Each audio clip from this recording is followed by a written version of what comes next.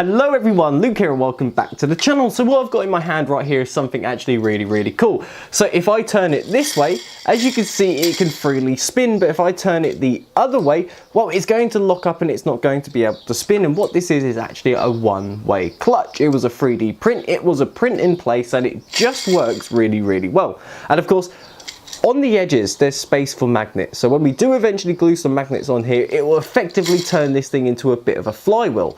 But we'll get into the reason why I wanted to do that in a second, because if we take a look at this is Rob's pump generator. This thing works really cool. He managed to charge a phone in his most recent video, which was 1983, and I'll make sure to leave a link down in the description because it was just awesome.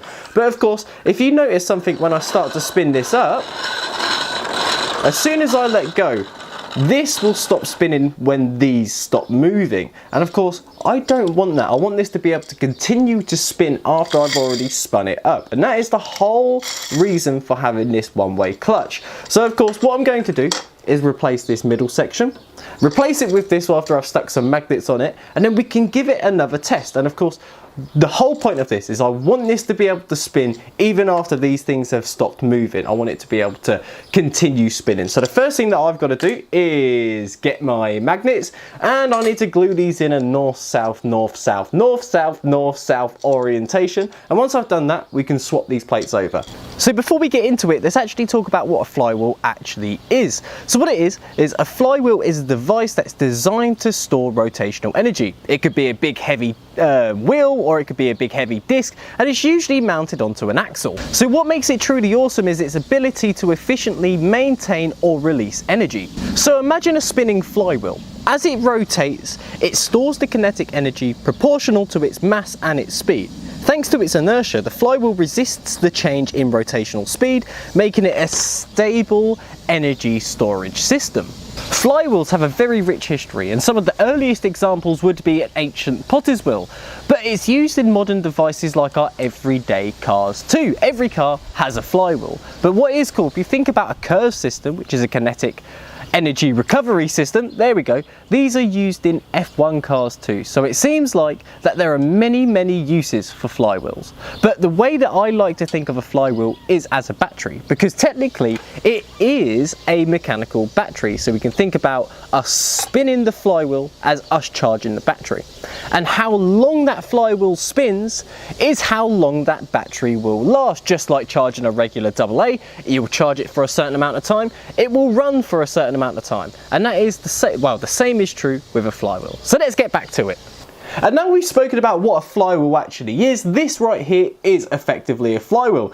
Painstakingly sat there and glued all of these magnets going north, south, north, south, north, south, so we could actually generate something. But let me show you something before we do that. So if I give this a little turn and spin this up really quickly, if I hold this still, you can see that that is just going to spin on even though all of this has stopped, making this a flywheel. So what we're going to do is take our coil, glue this back on, and give it a little test.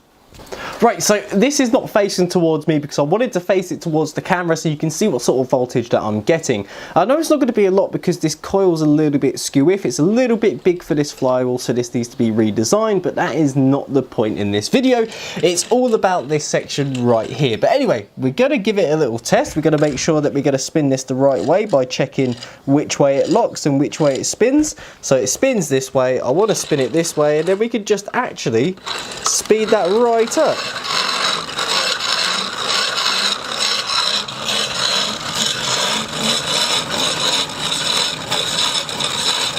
Wow, I think I see around 7 volts right there, but now if I... Whoa! I mean, that span for a good 2-3 seconds after I pulled on these to completely stop it. Let's see that again.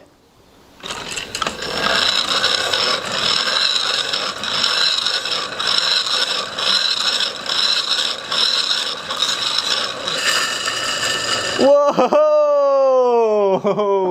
So that actually works like a real flywheel, and like I said, if I added a little bit more weight onto that, that would spin for a lot longer. I just think that was really cool, and I really felt like I had to do this addition to this pump generator because Well, it's awesome and it's worth exploring, but I suppose with that being said, that does bring me to the end of this video. I really hope you enjoyed it, and if you have any questions or suggestions, please don't hesitate to leave them in the comments, and I will try my best to answer them all. Anyway guys, I hope you had the most fantastic day, and I will see you later.